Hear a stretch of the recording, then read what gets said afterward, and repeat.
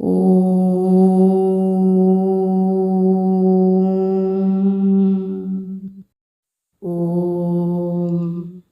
ಶ್ರೀ ಸುಬ್ರಹ್ಮಣ್ಯ ಭುಜಂಗಂ ಸ್ತೋತ್ರಂ. ಶ್ರೀ ಆದಿಶಂಕರಾಚಾರ್ಯರವರ ರಚನೆ. ತಿರುಚಂದೂರಿನಲ್ಲಿ ಸುಬ್ರಹ್ಮಣ್ಯ ಸ್ವಾಮಿಯ ಬಗ್ಗೆ ಧ್ಯಾನ ಮಾಡಿದ ನಂತರ ಶ್ರೀ ಆದಿಶಂಕರಾಚಾರ್ಯರು ಶ್ರೀ ಸುಬ್ರಹ್ಮಣ್ಯ ಭುಜಂಗಂ ಸ್ತೋತ್ರವನ್ನು ರಚಿಸಿದರು. ಇದು ಬಹಳ ಜನಪ್ರಿಯವಾದ ಸ್ತುತಿಗೀತೆ. ಇದರ ಸಾಹಿತ್ಯವು ಸದಾಬಾಲ ರೂಪದಿಂದ ಪ್ರಾರಂಭವಾಗುತ್ತದೆ. ಸುಬ್ರಹ್ಮಣ್ಯ ಭುಜಂಗ ಸ್ತೋತ್ರ ಶ್ರೀ ಆದಿಶಂಕರಾಚಾರ್ಯರ ಕೃತಿ ಇದು.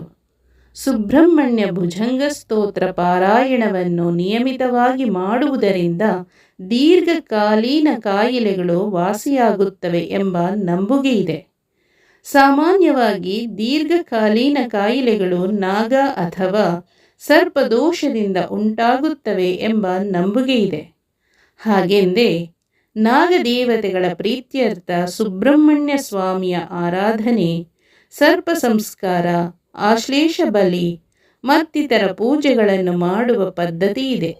ಸ್ತೋತ್ರಾರಾಧನೆಯಲ್ಲಿ ಸುಬ್ರಹ್ಮಣ್ಯ ಭುಜಂಗ ಸ್ತೋತ್ರ ಪಾರಾಯಣಕ್ಕೆ ವಿಶೇಷ ಮಹತ್ವವನ್ನು ಭಗವತ್ಪಾದ ಶಂಕರಾಚಾರ್ಯರು ಕೊಟ್ಟಿದ್ದಾರೆ. ಸುಬ್ರಹ್ಮಣ್ಯ ಭುಜಂಗದಲ್ಲಿ 33 ಶ್ಲೋಕಗಳಿವೆ. ಭುಜಂಗ ಎಂದರೆ ಸಂಸ್ಕೃತದಲ್ಲಿ ಸರ್ಪ ಎಂದರ್ಥ. ಭುಜಂಗ ಸ್ತೋತ್ರ ಪಾರಾಯಣ ಮಾಡುವುದರಿಂದ ಶರೀರದೊಳಗೆ, ಮುಖ್ಯವಾಗಿ ಮೂಲಾಧಾರ ಚಕ್ರದಲ್ಲಿ ಸುಪ್ತವಾಗಿರುವ ಚೈತನ್ಯವು ಜಾಗೃತವಾಗುತ್ತದೆ. ಕುಂಡಲಿನಿ ಸಾಧಕರಿಗೆ ಭುಜಂಗ ಸ್ತೋತ್ರ ಪಾರಾಯಣ ಉತ್ತಮ ಸಾಧನ ಎಂದು ಸಾಧಕರು ಹೇಳುತ್ತಾರೆ. ಯೋಗ ಶಾಸ್ತ್ರದಲ್ಲಿ ಭುಜಂಗಾಸನ ಎಂದರೆ ಸರ್ಪ ಹೆಡೆ ಎತ್ತಿದಂತೆ. ಸುಬ್ರಹ್ಮಣ್ಯ ಭುಜಂಗ ಸ್ತೋತ್ರ ಪಾರಾಯಣದಿಂದ ಮನಸ್ಸು ಹಗುರವಾಗುತ್ತದೆ.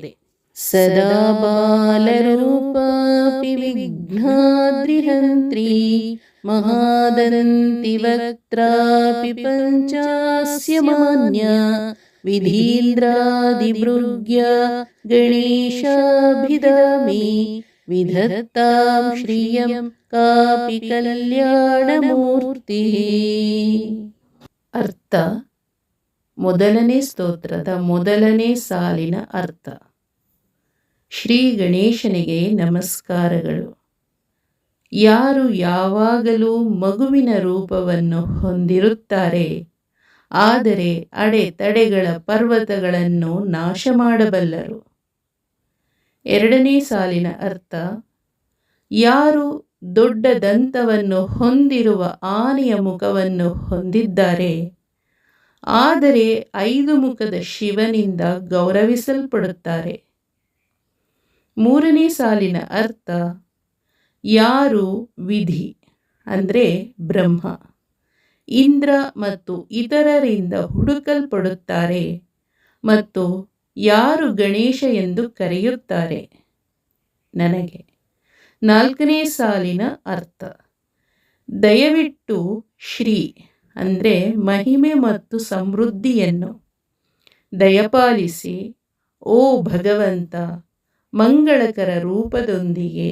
ನ ಜಾನಾಮಿ ಶಬ್ದಂ ನ ಜಾನಾಮಿ ಚಾರ್ಥಂ ನ ಜಾನಾಮಿ ಪದ್ಯಂ ನ ಜಾನಾಮಿ ಗದ್ಯಂ ಚಿದೀಕಾಷಡಾಸ್ಯ ಹೃದಿ ದ್ಯೋತತೆ ಮೇ ಮುಖಾನ್ಹಿ ಸರಂತೆ ಗಿರಶ್ಚಾಪಿ ಚಿತ್ರಂ.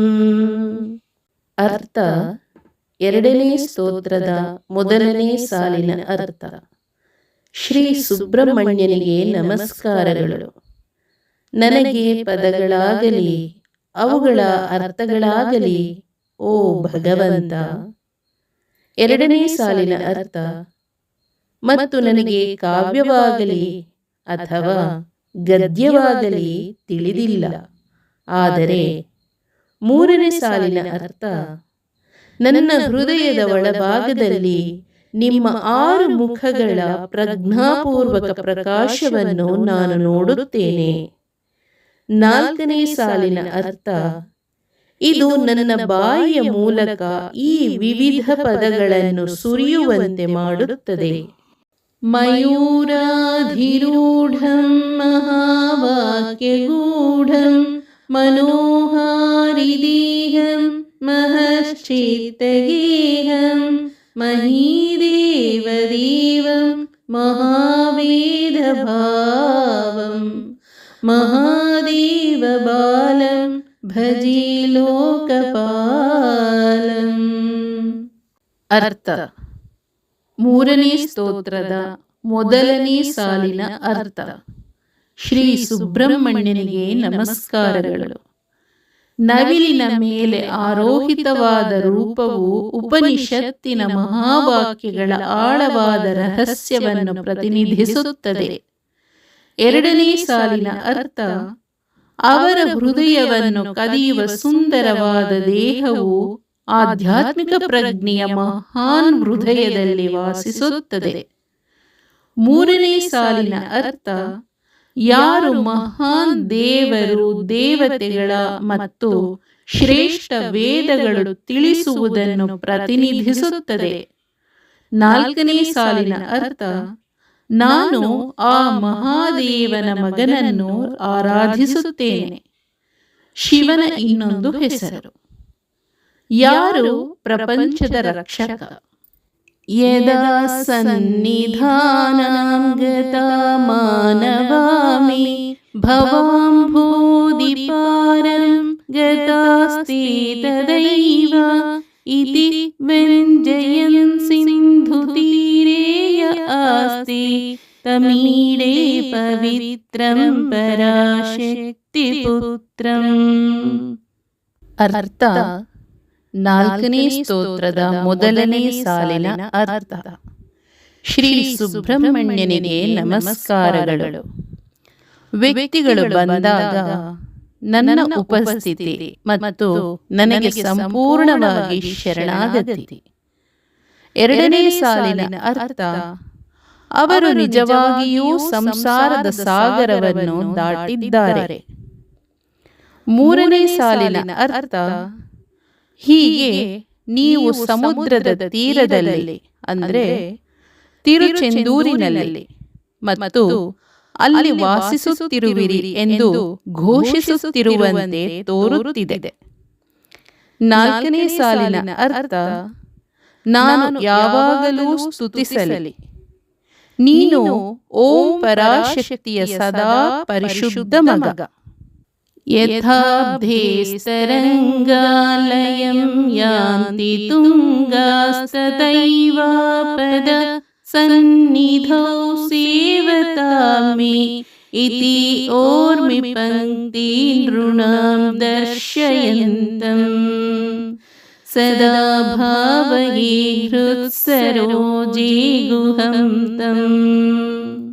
ಅರ್ಥ: ಐದನೇ ಸ್ತೋತ್ರದ ಮೊದಲನೇ ಸಾಲಿನ ಅರ್ಥ: ಶ್ರೀ ಸುಬ್ರಹ್ಮಣ್ಯನಿಗೆ ನಮಸ್ಕಾರಗಳು.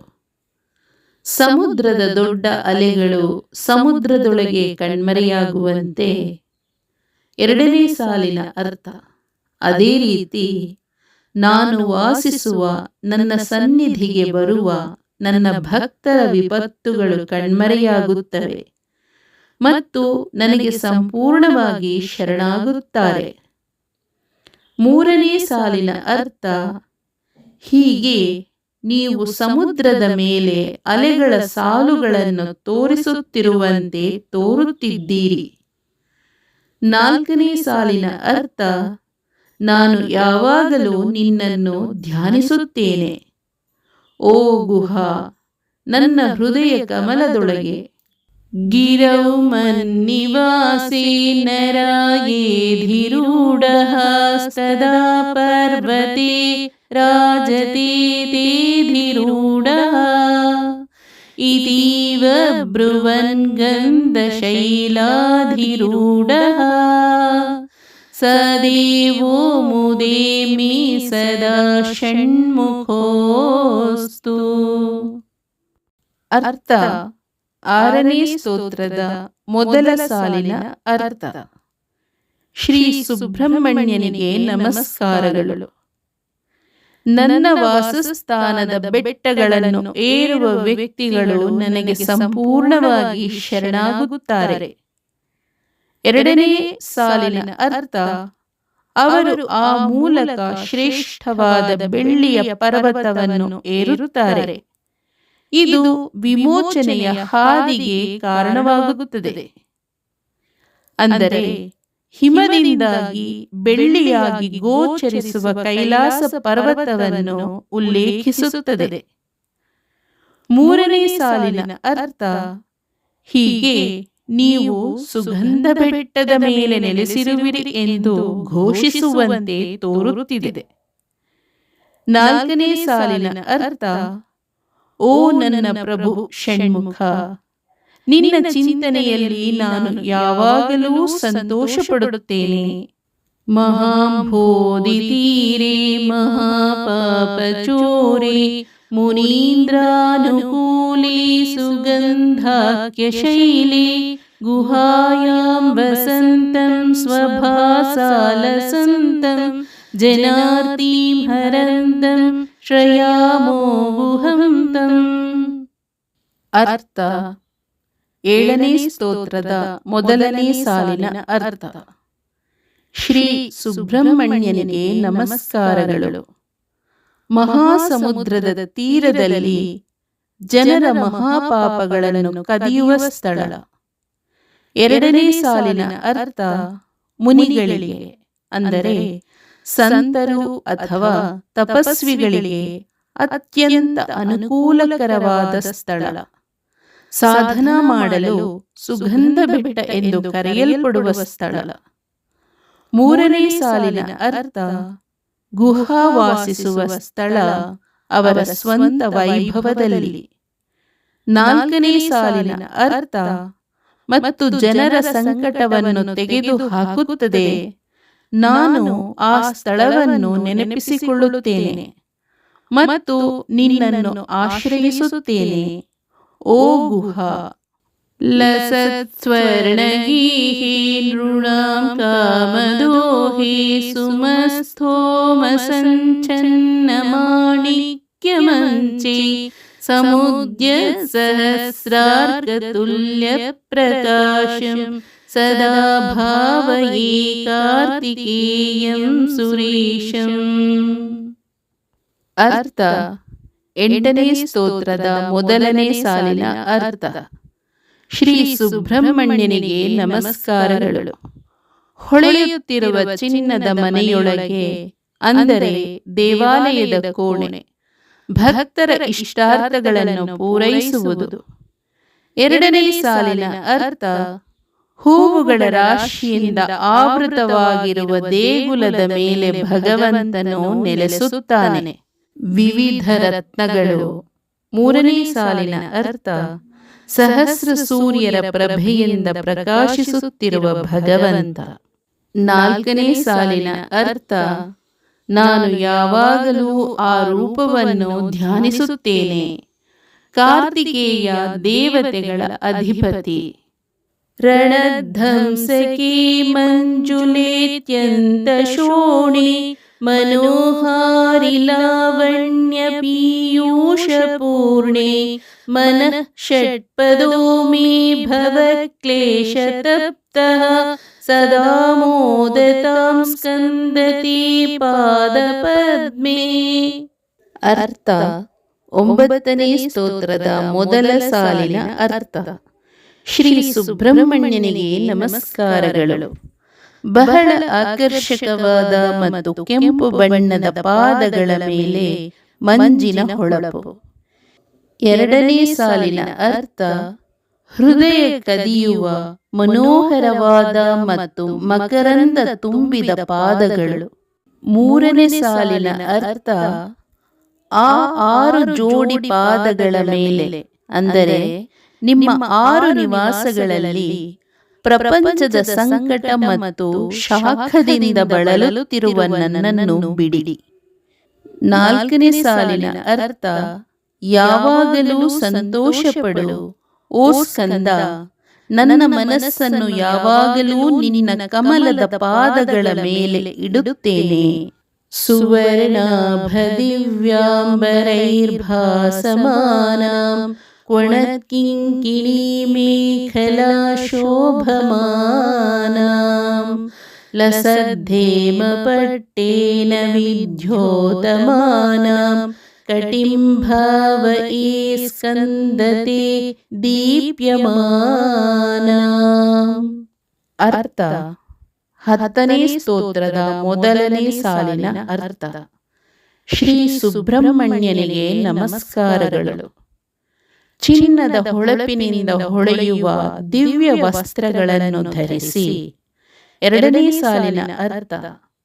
ಮತ್ತು ಸೊಂಟದ ಮೇಲೆ ಸುಂದರವಾದ ಕವಚವನ್ನು ಧರಿಸಿ ಸಣ್ಣ ಗಂಟೆಗಳು ಮಿನುಗುತ್ತಿವೆ. 3ನೇ ಸಾಲಿನ ಅರ್ಥ.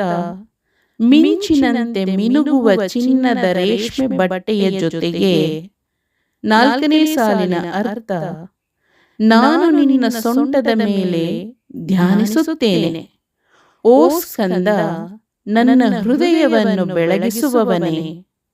ಪುಲಿಂದೇಶ ಕನ್ಯಾಘನ ಭೋಗ ತುಂಗಸ್ತನಾಲಿಂಗನಾಸಕ್ತ ಕಾಶ್ಮೀರ ರಾಗಂ ನಮಸ್ಯಾಮ್ಯಹಂ ತಾರಕಾರೇತವೋರಃ ಸ್ವಭಕ್ತಾವನಿ ಸರ್ವದಾ ಸಾನುರಾಗಂ.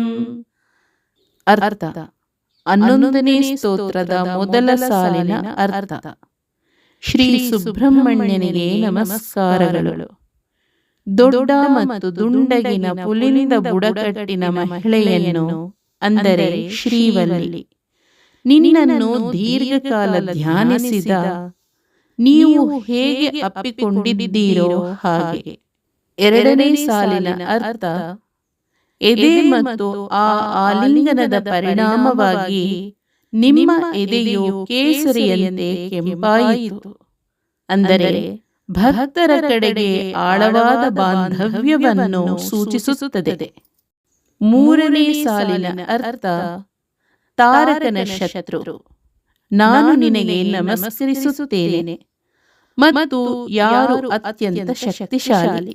4ನೇ ಸಾಲಿನ ಅರ್ಥ. ದಯವಿಟ್ಟು ಅದೇ ಅನುರಾಗವನ್ನು, ಅಂದರೆ ವಲ್ಲಿಗೆ ನೀವು ತೋರಿಸಿದ ಪ್ರೀತಿ ಮತ್ತು ವಾತ್ಸಲ್ಯವನ್ನು ನಿಮ್ಮ ಭಕ್ತರ ಕಡೆಗೆ ಸಹ ವಿಸ್ತರಿಸಿ. ಯಾವಾಗಲೂ ನೀವು ಭಕ್ತರ ಸಂತೋಷ. ವಿದೌ ಕ್ಲುಪ್ತದಂಡಾನ್ ಸ್ವಲೀಲಾ ಧೃತಾಂಡಾನ್ ನಿರಸ್ತೆ ಭಶುಂಡಾಂ ದ್ವಿಷತ್ಕಾಲದಂಡಾನ್ ಹತೀಂದ್ರಾರಿಷಂಡಾನ್ ಜಗತ್ರಾಣಶೌಂಡಾ ಸದಾ ತೇ ಪ್ರಚಂಡಾಂ ಶ್ರಯೇ ಬಾಹುದಂಡಾನ್. ಅರ್ಥ. 12ನೇ ಸ್ತೋತ್ರದ ಮೊದಲ ಸಾಲಿನ ಅರ್ಥ. ಶ್ರೀ ಸುಬ್ರಹ್ಮಣ್ಯನಿಗೆ ನಮಸ್ಕಾರಗಳು. ವಿಧಿಗೆ, ಅಂದರೆ ಶ್ರೀ ಬ್ರಹ್ಮ, ಶಿಕ್ಷೆಯನ್ನು ಉಂಟು ಮಾಡಿದ ಶಸ್ತ್ರಾಸ್ತ್ರಗಳು ಮತ್ತು ಒಬ್ಬರ ಆಟವಾಗಿ ವಿಶ್ವವನ್ನು ಬೆಂಬಲಿಸಿದ ಶಸ್ತ್ರಾಸ್ತ್ರಗಳು. 2ನೇ ಸಾಲಿನ ಅರ್ಥ. ಆನೆಯನ್ನು ಹೊರಹಾಕಿದ ಶಸ್ತ್ರಾಸ್ತ್ರಗಳು, ಅಂದರೆ ವಲ್ಲಿಕಥೆ ಮತ್ತು ಶತ್ರುಗಳಿಗೆ ಕಾಲದಂಡ, ಅಂದರೆ ಸಾವಿನ ಸಿಬ್ಬಂದಿ ನಂತಹ ಶಸ್ತ್ರಾಸ್ತ್ರಗಳು. 3ನೇ ಸಾಲಿನ ಅರ್ಥ. ಕೊಂದ ಆಯುಧಗಳು ಇಂದ್ರನ ಬಹುಸಂಖ್ಯೆಯ ಶತ್ರುಗಳು ಮತ್ತು ಜಗತ್ತನ್ನು ರಕ್ಷಿಸುವಲ್ಲಿ ನುರಿತ ಶಸ್ತ್ರಾಸ್ತ್ರಗಳು. 4ನೇ ಸಾಲಿನ ಅರ್ಥ. ಓ ಸುಬ್ರಹ್ಮಣ್ಯ, ನಾನು ಯಾವಾಗಲೂ ನಿಮ್ಮ ಅಸಾಧಾರಣ ಶಸ್ತ್ರಾಸ್ತ್ರಗಳನ್ನು ಆಶ್ರಯಿಸುತ್ತೇನೆ. ಇದು ಜಗತ್ತನ್ನು ರಕ್ಷಿಸುವ ಶಕ್ತಿಶಾಲಿ ಸಿಬ್ಬಂದಿಯಂತೆ. ಸದಾ ಶಾರದಾ ಷಣ್ಮೃಗಾಂಕಾಯದೇಸ್ಯೋ ಸಮುದ್ಯಂತ ಇವ ಸ್ಥಿತಾಶ್ಚೇತ್ ಸಮಂತಾತ್ ಸದಾ ಪೂರ್ಣಬಿಂಬಾ ಕಳಂಕೈಶ್ಚ ಹೀನಾಸ್ತದಾ ತ್ವನ್ಮುಖಾನಾಂ ಬ್ರುವೇ ಸ್ಕಂದ ಸಾಮ್ಯಂ. ಅರ್ಥ. 13ನೇ ಸ್ತೋತ್ರದ ಮೊದಲ ಸಾಲಿನ ಅರ್ಥ. ಶ್ರೀ ಸುಬ್ರಹ್ಮಣ್ಯನಿಗೆ ನಮಸ್ಕಾರಗಳು. 6 ಶರತ್ಕಾಲದ ಚಂದ್ರಗಳು ನಿರಂತರವಾಗಿ ಬೆಳಗುತ್ತಿದ್ದರೆ ಎರಡನೇ ಸಾಲಿನ ಅರ್ಥ ಒಟ್ಟಿಗೆ ಉದಯಿಸುವುದು ಮತ್ತು ಅಕ್ಕಪಕ್ಕದಲ್ಲಿ ಉಳಿಯುವುದು. ಅವುಗಳ ವೈಭವವು ನಿರಂತರ ಪೂರ್ಣವಾಗಿರುತ್ತದೆ. ಮೂರನೇ ಸಾಲಿನ ಅರ್ಥ ಮತ್ತು ಅವರು ಯಾವಾಗಲೂ ಪೂರ್ಣ ಪ್ರಕಾಶದಿಂದ ಹೊಳೆಯುತ್ತಿದ್ದಾರೆ, ಅವುಗಳ ಮೇಲೆ ಯಾವುದೇ ಮಚ್ಚೆ ಇಲ್ಲದೆ. ನಾಲ್ಕನೇ ಸಾಲಿನ ಅರ್ಥ ಆಗಲೂ ಓ ಸ್ಕಂದ, ನಿಜವಾದ ವೈಭವದ ಹೊಂದಾಣಿಕೆ ಇಲ್ಲದೆ ಹೆಸರಿಗಾಗಿ ಮಾತ್ರ ಅವರು ನಿಮ್ಮ ಮುಖದಂತಿದ್ದಾರೆ ಎಂದು ಹೇಳಬಹುದು. ಸ್ಫುರನ್ಮಂದಹಾಸೈ ಸಹಂಸಾನಿ ಚಂಚತ್ಕಟಾಕ್ಷಾವಲಿ ಭೃಂಗಸಂಗೋಜ್ವಲಾನಿ ಸುಧಾಸ್ಯಂದಿ ಬಿಂಬ ಧರಾಣೀಶಸೂನೋ ತವಾಲೋಕ ಏಷಣ್ಮುಖಾಂಭೋರುಹಾನಿ. ಅರ್ಥ: 14ನೇ ಸ್ತೋತ್ರದ ಮೊದಲ ಸಾಲಿನ ಅರ್ಥ. ಶ್ರೀ ಸುಬ್ರಹ್ಮಣ್ಯನಿಗೆ ನಮಸ್ಕಾರಗಳು. ಸಂತೋಷದಿಂದ ಚಲಿಸುವ ಹಂಸಗಳ ಗುಂಪಿನಂತೆ ಸೌಮ್ಯವಾದ ನಗುವಿನೊಂದಿಗೆ. ಎರಡನೇ ಸಾಲಿನ ಅರ್ಥ ಮತ್ತು ವೈಭವದಿಂದ ಹೊಳೆಯುತ್ತಿರುವ ಜೇನುನೊಣಗಳ ಗುಂಪಿನಂತೆ ಪಾರ್ಶ್ವನೋಟಗಳು. ಮೂರನೇ ಸಾಲಿನ ಅರ್ಥ ಮಕರಂದ ತುಂಬಿದ ಬಿಂಬ ಹಣ್ಣಿನಂತಹ ತುಟಿಗಳ ಜೊತೆಗೆ ಓ ಭೂಮಿಯ ಒಡೆಯನ ಮಗ. ನಾಲ್ಕನೇ ಸಾಲಿನ ಅರ್ಥ ನಾನು ನಿನ್ನ 6 ಮುಖಗಳನ್ನು ನೋಡುತ್ತೇನೆ. ನನ್ನ ಹೃದಯದೊಳಗೆ 6 ಕಮಲಗಳಂತೆ ಅರಳುವ 6 ಮುಖಗಳು. ವಿಶಾಲೇಶು ಕರ್ಣಾಂತ ದೀರ್ಘೇಶ್ವಜಸ್ರಂ ದಯಾಸ್ಯಂದಿಷು ದ್ವಾದಶಸ್ವೀಕ್ಷಣೇಷು ಮಯೀಕ್ಷತ್ಕಟಾಕ್ಷಃ ಸಕೃತ್ವಾತಿತಶ್ಚೇ ಭವೇತ್ತೇ ದಯಾಶೀಲ ಕಾನಮಹಾನಿಃ. ಅರ್ಥ: 15ನೇ ಸ್ತೋತ್ರದ ಮೊದಲ ಸಾಲಿನ ಅರ್ಥ. ಶ್ರೀ ಸುಬ್ರಹ್ಮಣ್ಯನಿಗೆ ನಮಸ್ಕಾರಗಳು. ನಿಮ್ಮ ದೊಡ್ಡ ಮತ್ತು ಉದ್ದವಾದ ಕಣ್ಣುಗಳು ನಿಮ್ಮ ಕಿವಿಗಳವರೆಗೆ ವಿಸ್ತರಿಸುತ್ತವೆ. ಅದರಿಂದ ನಿರಂತರವಾಗಿ. ಎರಡನೇ ಸಾಲಿನ ಅರ್ಥ ಕರುಣೆಯು ಸುರಿಯುತ್ತದೆ. ಆ 12 ಕಣ್ಣುಗಳು. ಮೂರನೇ ಸಾಲಿನ ಅರ್ಥ ಒಮ್ಮೆ ನನ್ನ ಮೇಲೆ ಹಾಯಿಸಿದರೆ. ನಾಲ್ಕನೇ ಸಾಲಿನ ಅರ್ಥ ಓ ನನ್ನ ಕರುಣಾಮಯಿ ಪ್ರಭುವೇ, ನಿಮಗೇನು ನಷ್ಟ. ಸುತಾಗೋದ್ಭವೋ ಮೇಸಿ ಜೀವೇತಿ ಷಡ್ಧಾ ಜಪನ್ಮಂತ್ರಮೀಶೋ ಮುದಾ ಜಿಘ್ರತೀಯಾನ್ ಜಗದ್ಭಾರಂ ಮೃದ್ಭ್ಯೋ ಜಗನ್ನಾಥತೀಭ್ಯಃ ಕಿರೀಟೋಜ್ವಲೇಭ್ಯೋ ನಮೋ ಮಸ್ತಕೇಭ್ಯಃ. ಅರ್ಥ: 16ನೇ ಸ್ತೋತ್ರದ ಮೊದಲ ಸಾಲಿನ ಅರ್ಥ. ಶ್ರೀ ಸುಬ್ರಹ್ಮಣ್ಯನಿಗೆ ನಮಸ್ಕಾರಗಳು. ಮಗನೇ, ನೀನು ನನ್ನ ದೇಹದಿಂದ ಜನಿಸಿದೆ. ನಿನ್ನ ಕೀರ್ತಿಯು ಶಾಶ್ವತವಾಗಿ ಉಳಿಯಲಿ. ಜಗತ್ತನ್ನು ಬೆಂಬಲಿಸುವ ನಿಮ್ಮ 6 ತಲೆಗಳ ಮೇಲೆ. ಎರಡನೇ ಸಾಲಿನ ಅರ್ಥ ಮಹಾದೇವ, ಮಹಾನ್ ಭಗವಂತ ಸಂತೋಷದಿಂದ ಮಂತ್ರಗಳನ್ನು ಉಚ್ಚರಿಸಿದರು ಮತ್ತು ನಿಮ್ಮನ್ನು ಆಶೀರ್ವದಿಸಿದರು. ಮೂರನೇ ಸಾಲಿನ ಅರ್ಥ ಓ ಜಗನ್ನಾಥ, ಜಗತ್ತಿನ ಪ್ರಭು, ನೀವು ಪ್ರಪಂಚದ ಭಾರವನ್ನು ಹೊರುವಿರಿ. ನಾಲ್ಕನೇ ಸಾಲಿನ ಅರ್ಥ ನಾನು ಮಹಾದೇವನಿಂದ ಆಶೀರ್ವದಿಸಲ್ಪಟ್ಟ ಆ 6 ತಲೆಗಳನ್ನು ಹೊಳೆಯುವ ವಜ್ರಗಳೊಂದಿಗೆ ಅಲಂಕರಿಸುತ್ತೇನೆ. ಸ್ಫುರದ್ರತ್ನಕೇಯೂರಹಾರಾಭಿರಾಮಶ್ಚಲ ಕುಂಡಲ ಶ್ರೀಲ ಸದ್ಗಂಡಭಾಗಃ ಕಟೌ ಪೀತವಾಸಃ ಕರೇ ಚಾರುಶಕ್ತಿಃ ಪುರಸ್ತಾದ್ಭುಜಗದಾಧರಃ ತಾನ್ ಮಮಾಸ್ತಾಂ ಪುರಾರೇಸ್ತನೂಜಃ. ಅರ್ಥ: 17ನೇ ಸ್ತೋತ್ರದ ಮೊದಲ ಸಾಲಿನ ಅರ್ಥ: ಶ್ರೀ ಸುಬ್ರಹ್ಮಣ್ಯನಿಗೆ ನಮಸ್ಕಾರಗಳು. ಹೊಳೆಯುವ ರತ್ನಗಳಿಂದ ಕೂಡಿದ ಕಂಕಣಗಳು ಮತ್ತು ಹೂಮಾಲೆಗಳಿಂದ ಅಲಂಕರಿಸಲ್ಪಟ್ಟ ಸಂತೋಷಕರವಾದ ಹಿತಕರವಾದ ರೂಪದೊಂದಿಗೆ. 2ನೇ ಸಾಲಿನ ಅರ್ಥ: ಮತ್ತು ಸುಂದರವಾದ ಕಿವಿಯೋಲೆಗಳು ಹೊಳೆಯುವ ಮುಖದ ಮೇಲೆ ಚಲಿಸುತ್ತವೆ. 3ನೇ ಸಾಲಿನ ಅರ್ಥ: ಸೊಂಟದ ಮೇಲೆ ಚಿನ್ನದ ಹಳದಿ ಬಟ್ಟೆ ಮತ್ತು ಅವನ ಕೈಯಲ್ಲಿ ಸುಂದರವಾದ ಶಕ್ತಿಯುತವಾದ ಆಯುಧದೊಂದಿಗೆ. 4ನೇ ಸಾಲಿನ ಅರ್ಥ: ನಾನು ನಿನ್ನ ಸುಂದರ ರೂಪವನ್ನು ನನ್ನ ಕಣ್ಣುಗಳ ಮುಂದೆ ನೋಡುತ್ತೇನೆ, ಓ ತ್ರಿಪುರಾಸುರನ ಶತ್ರುವಿನ ಮಗ. ಅಂದರೆ ಶಿವನನ್ನು ಉಲ್ಲೇಖಿಸಿ. ಇಹಾಯಾಹಿ ವತ್ಸೇತಿ ಹಸ್ತಾನ್ ಪ್ರಸಾರ್ಯ ಭಯತ್ಯಾದರಾಚಂಕರೇ ಮಾತುರಂಕಾತ್ ಸಮುತ್ಪತ್ಯತಾತಂ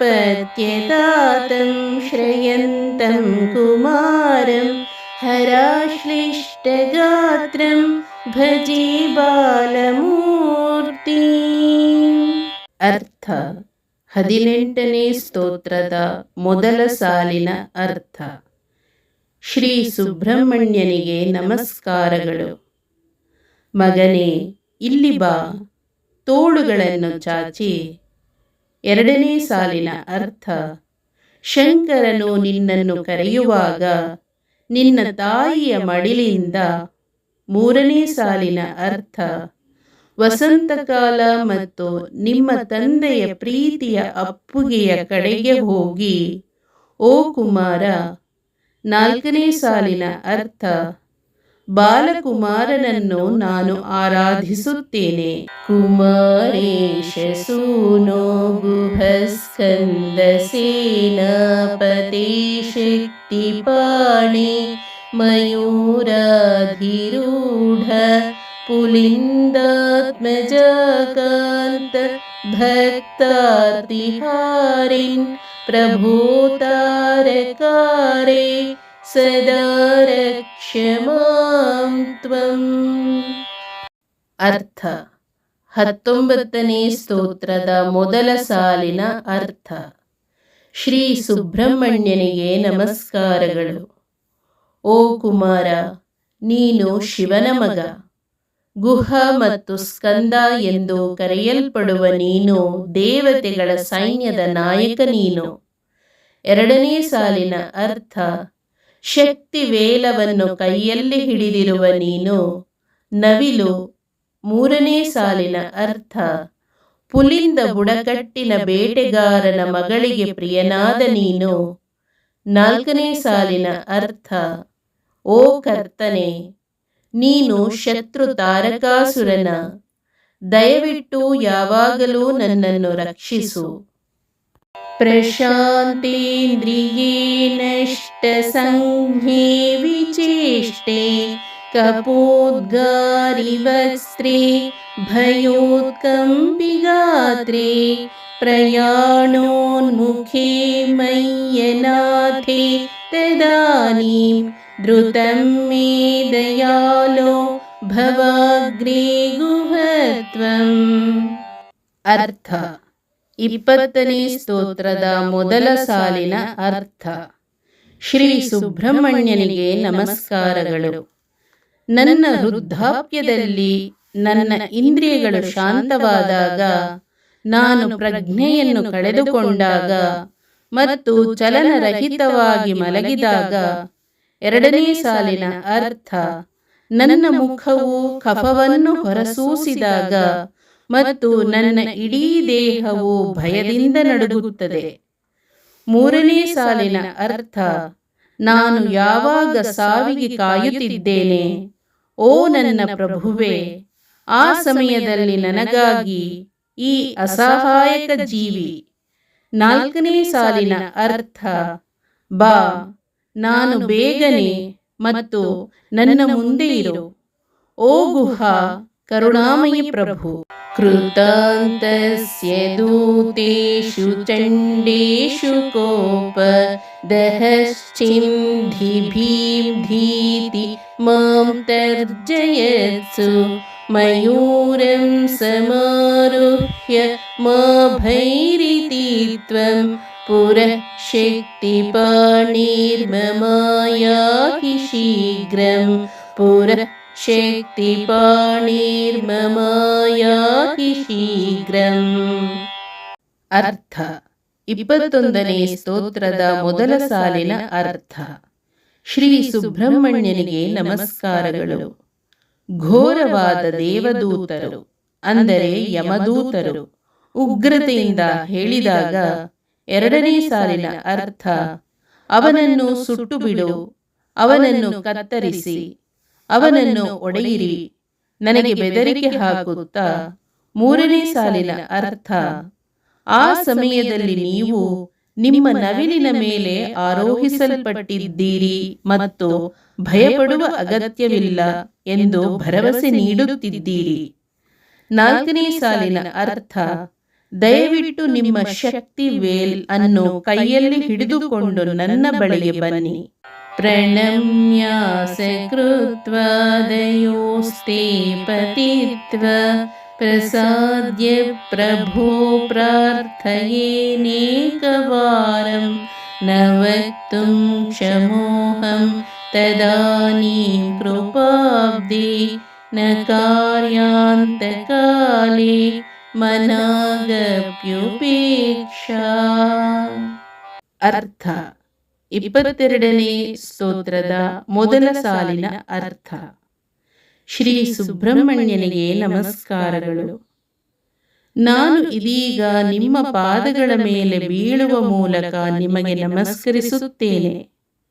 2ನೇ ಸಾಲಿನ ಅರ್ಥ ಕೃಪೆಯಿಂದಿರಿ ಓ ಕರ್ತನೆ, ನಾನು ಈಗ ಅನೇಕ ಬಾರಿ ನಿನ್ನನ್ನು ಪ್ರಾರ್ಥಿಸುತ್ತಿದ್ದೇನೆ. 3ನೇ ಸಾಲಿನ ಅರ್ಥ ಆ ಸಮಯದಲ್ಲಿ ಅಂದರೆ ನನ್ನ ವೃದ್ಧಾಪ್ಯದಲ್ಲಿ ಮತ್ತು ನಾನು ಮರಣದ ಸಮೀಪದಲ್ಲಿರುವಾಗ ನಾನು ಮಾತನಾಡುವ ಶಕ್ತಿಯನ್ನು ಹೊಂದಿರುವುದಿಲ್ಲ. ಓ ಕರುಣೆಯ ಸಾಗರ. 4ನೇ ಸಾಲಿನ ಅರ್ಥ ಆದ್ದರಿಂದ ತ್ಯಜಿಸಬೇಡ, ನನ್ನ ಜೀವನದ ಕೊನೆಯಲ್ಲಿ ಸ್ವಲ್ಪ ಸಮಯದವರೆಗೆ. ಸಹಸ್ರಾಂಡಭೋಕ್ತಾ ತ್ವಯಾ ಶೂರನಾಮ ಹತಸ್ತಾರಕ ಸಿಂಹವಸ್ತ್ರಶ್ಚ ದೈತ್ಯಃ ಮಮಾಂತಹೃದಿಸ್ಥಂ ಮನಃ ಕ್ಲೇಶಮೇಕಂ ನ ಹಂಸಿ ಪ್ರಭೋ ಕಿಂ ಕರೋಮಿ ಕ್ವಯಾಮಿ ನ ಹಂಸಿ ಪ್ರಭೋ ಕಿಂ ಕರೋಮಿ ಕ್ವಯಾಮಿ. ಅರ್ಥ. 23ನೇ ಸ್ತೋತ್ರದ ಮೊದಲ ಸಾಲಿನ ಅರ್ಥ. ಶ್ರೀ ಸುಬ್ರಹ್ಮಣ್ಯನಿಗೆ ನಮಸ್ಕಾರಗಳು. ಸೂರ ಅಂದರೆ ಸೂರಪದ್ಮ ಎಂಬ ರಾಕ್ಷಸ ಎಂಬ ಹೆಸರಿನಿಂದ ಸಹಸ್ರ ಬ್ರಹ್ಮಾಂಡಗಳನ್ನು ನಿನ್ನಿಂದ ಆನಂದಿಸುವವನು. 2ನೇ ಸಾಲಿನ ಅರ್ಥ ತಾರಕ ಮತ್ತು ಸಿಂಹವಕ್ತ್ರ ಅಂದರೆ ರಾಕ್ಷಸರಾದ ಸಿಂಹಮುಖ. 3ನೇ ಸಾಲಿನ ಅರ್ಥ ನನ್ನ ಹೃದಯದ ಒಳಭಾಗದಲ್ಲಿ ಒಂದು ಮಾನಸಿಕ ಸಂಕಟವಿದೆ. 4ನೇ ಸಾಲಿನ ಅರ್ಥ ನೀವು ಇನ್ನೂ ಅದನ್ನು ಕೊಂದಿಲ್ಲ ನನ್ನ ಪ್ರಭು, ನಾನೀಗ ಏನು ಮಾಡಲಿ? ನಾನು ಈಗ ಎಲ್ಲಿಗೆ ಹೋಗಲಿ? ಅಹಂ ಸರ್ವದಾ ದುಃಖ ಭಾರಾವಸನ್ನೋ ಭವಾಂ ದೀನಬಂಧುಸ್ತ್ವದನ್ಯಂ ನ ಯಾಚೇ ಭವದ್ಭಕ್ತಿರೋಧಂ ಸದಾ ಕ್ಲೃಪ್ತಬಾಧಂ ಮಮಾಧೀಂ ಧೃತಂ ನಾಶಯೋ ಮಾಸು ತತ್ವಂ.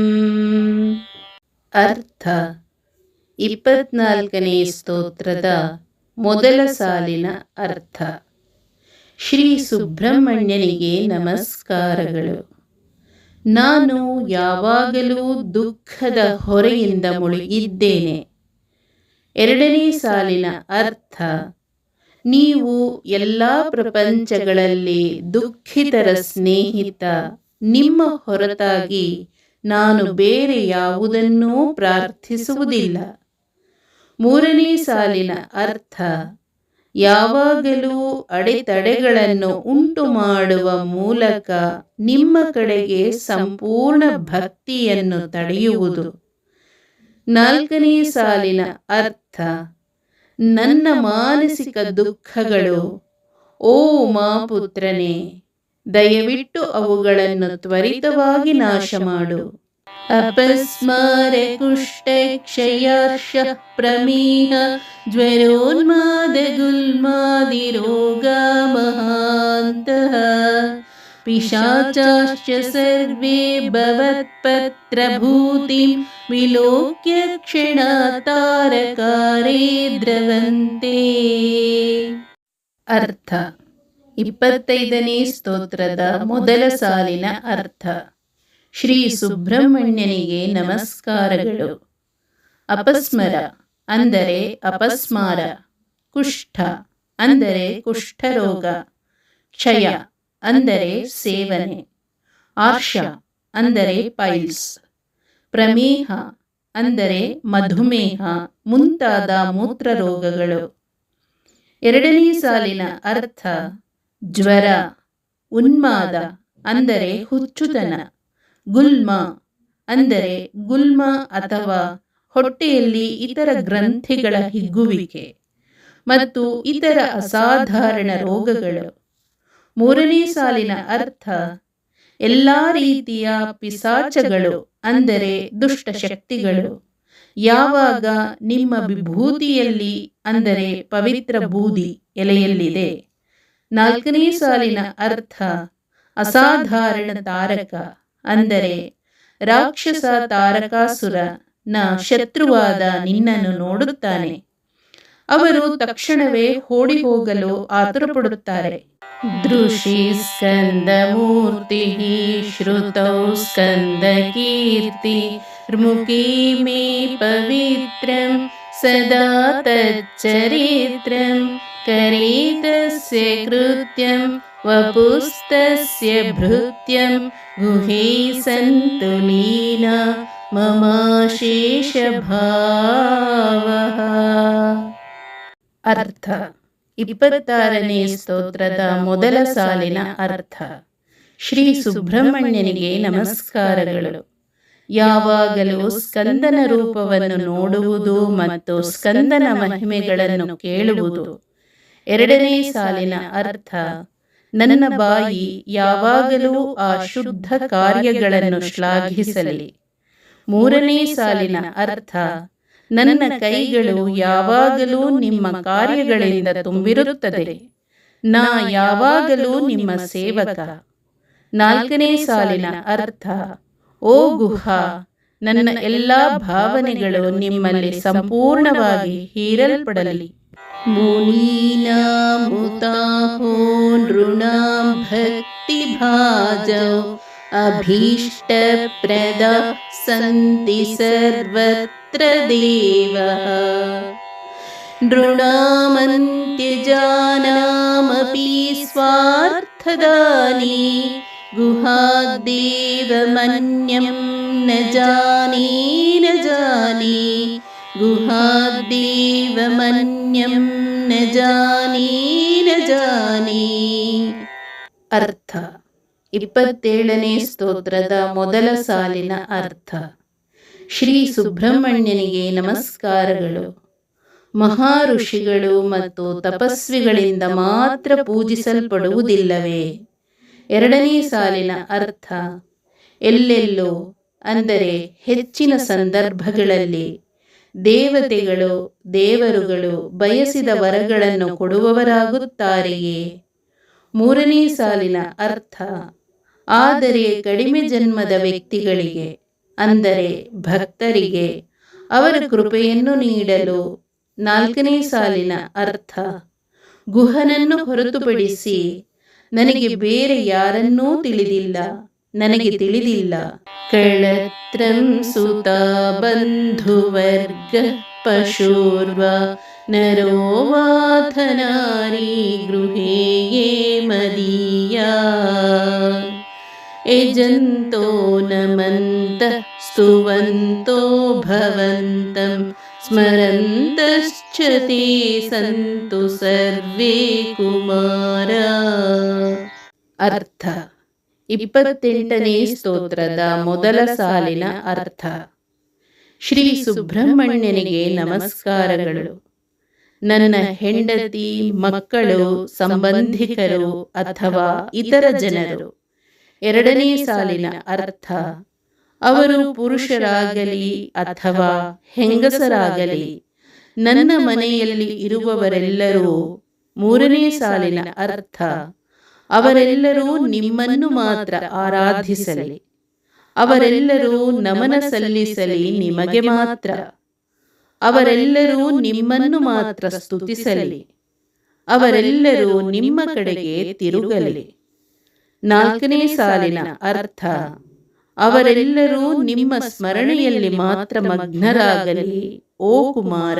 ಇತಿ ಶ್ರೀಮದ್ ಪರಮಹಂಸ ಪರಿವ್ರಾಜಕಾಚಾರ್ಯಸ್ಯ ಶ್ರೀ ಗೋವಿಂದ ಭಗವತ್ ಪೂಜ್ಯ ಪಾದ ಶಿಷ್ಯಸ್ಯ ಶ್ರೀಮಚ್ಚಂಕರ ಭಗವತಃ ಕೃತೌ ಶ್ರೀ ಸುಬ್ರಹ್ಮಣ್ಯ ಭುಜಂಗಂ